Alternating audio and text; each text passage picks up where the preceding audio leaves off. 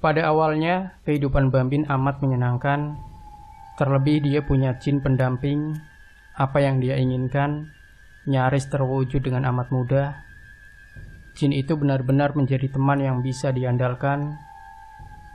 Namun di balik kemudahan itu, jin itu punya 1000 intrik untuk memanfaatkan Linda, istri Bambin. Alhasil, Linda hamil, dan di dalam kandungannya ada sesosok janin bertanduk. Apa yang terjadi? Pertemanan dengan jin itu pada mulanya membawa banyak manfaat bagi dirinya. Namun pada akhirnya, hubungan pergaulan yang di luar kewajaran itu menyeret dirinya kepada sebuah bencana. Ya, setidaknya demikian pengalaman nyata yang melatar belakangi lahirnya kisah gaib yang mungkin sulit diterima oleh akal sehat ini. Di daerah Pamulang, Tangerang, bapak berputra 3 ini mengaku dirinya sebagai pribadi yang punya hobi nyentrik, yaitu bersahabat dengan jin. Awalnya dia hanya iseng dan ikut-ikutan dengan temannya yang juga punya sahabat dari golongan makhluk halus. Namun seiring dengan waktu, sebut saja Bambin, 47 tahun, mengalami banyak perubahan niat. Salah satunya, dia ingin mengeksplorasi kemampuan jin untuk tujuan-tujuan tertentu. Saya memang termasuk orang yang suka coba-coba, termasuk dalam dunia spiritual.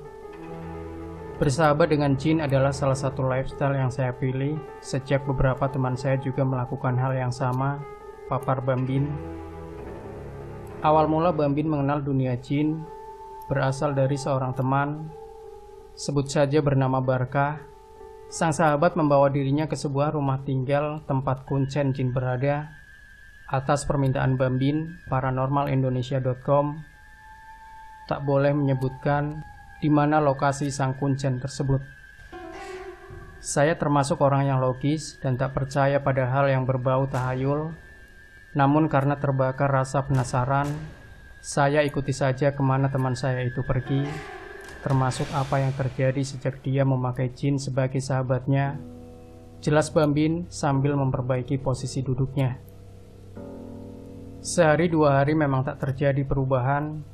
Menurut Bambin, kehidupan Barkah mulai berubah di hari ketiga. Dia lebih pede dan mengaku senang terus. Pasalnya, dia dijodohkan oleh kuncen Anom, sebutlah begitu, dengan sesosok jin wanita yang cantik dan sakti. Menurut Barkah, dia tak boleh menyebutkan nama jinnya itu kepada siapapun. Yang jelas, usia jinnya itu masih muda, di bawah 100 tahun. Ada yang membuat diri saya termotivasi untuk memiliki jin juga, yaitu ketika Barkah, teman saya itu akan dikeroyok warga lantaran kena fitnah. Menurutnya beberapa warga terpental dan berteriak minta ampun ketika akan memukul Barkah. Barkah sendiri yang bilang bahwa dia dibantu oleh jin wanitanya yang sakti itu hingga selamat, papar Bambin lagi. Begitu banyak rentetan cerita yang bernada positif berkaitan dengan hubungan persahabatan antara Barkah dengan jin. Karena kepincut dan ingin membuktikan cerita Barkah, pada akhir Juni 2006 lalu, Bambin meneguhkan hati untuk melakukan ritual khusus bersahabat dengan jin. Apa yang saya harus lakukan tak sulit, sama seperti Barkah setahun yang lalu, yaitu mendatangi kuncen penyedia jin, mengadakan perjanjian, menepati semua persyaratan, dan akhirnya punya jin. Begitu cerita Bambin.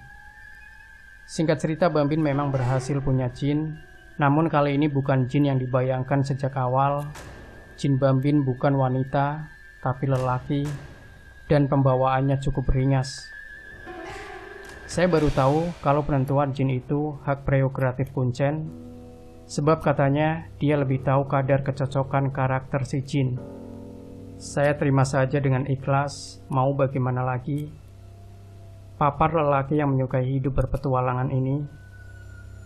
Menjelang hari-hari sejak dia punya jin, Bambin mengalami banyak perubahan.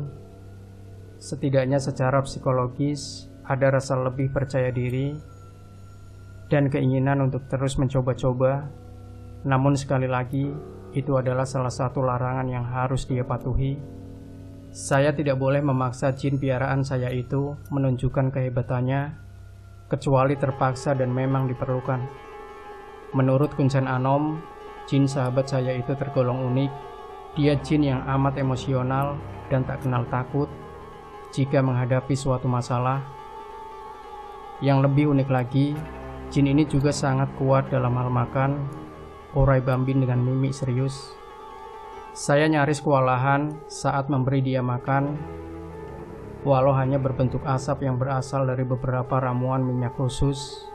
Namun cukup terasa juga berapa uang yang harus saya keluarkan jika dihitung sampai sebulan. Keluh Bambin yang kini bekerja di sebuah lembaga pemberantasan narkotika swasta di daerah Senayan. Ada beberapa pengalaman menarik berkaitan dengan jin itu, yaitu ketika Bambin sedang terbakar asmara dengan seorang gadis cantik asal Palembang. Karena bingung tak bisa mencairkan hati wanita itu, akhirnya dia mengambil jalur pintas, yaitu meminta bantuan sahabat gaibnya itu. Saya akui salah satu motivasi memelihara jin itu adalah kemudahan mendapat apa yang saya inginkan. Salah satunya adalah pekerjaan memelet wanita. Dan ini memang sangat mudah terbukti. Setelah melakukan ritual sederhana dan komunikasi lewat telepati, akhirnya jin itu bersedia melakukan tugasnya, ujar Bambin lagi. Memang dahsyat kreativitas jin dalam melelehkan hati target. Buktinya tak sampai 24 jam, reaksi cinta itu terjadi. Bambin melancarkan serangan pelet via jin pukul 00.15 waktu Indonesia Barat. Dan target, sebut saja Linda, langsung mengajak bertemu pukul 17.24 waktu Indonesia Barat pas dia bangun tidur. Untuk selanjutnya sudah bisa ditebak, wanita cantik pujaan hati itu langsung saya kawin tanpa banyak membuang waktu. Karena saya sudah merasa menang dan puas, saya mulai cari lagi teman hidup yang lebih menarik. Setidaknya istri saya itu tetap saya pertahankan. Jelas lelaki yang hobi mengutak-atik komputer ini. Petualangan cinta Bambin tak berakhir sampai di situ.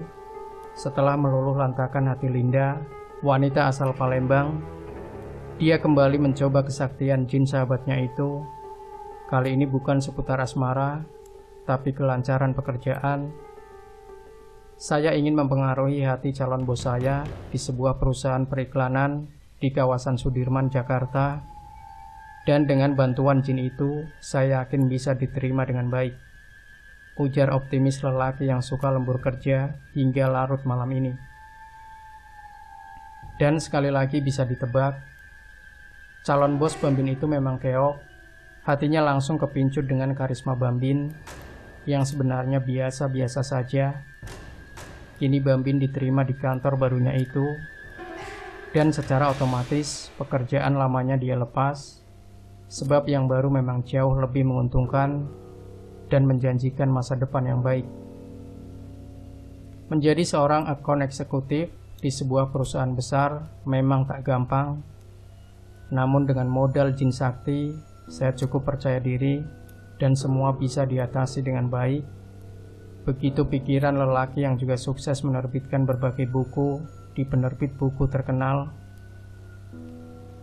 Sudah banyak alur hidup manis yang sempat Bambin cicipi berkaitan dengan peran jin sahabatnya itu.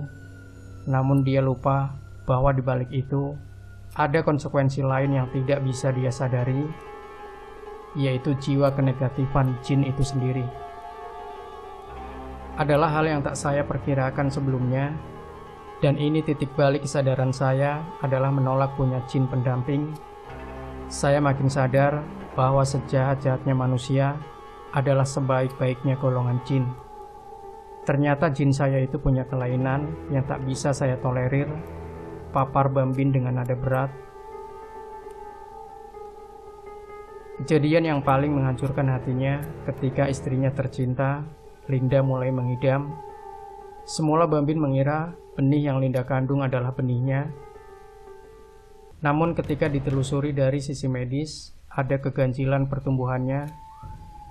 Janin bayi punya tanduk dan berpostur sangat besar dari ukuran bayi normal.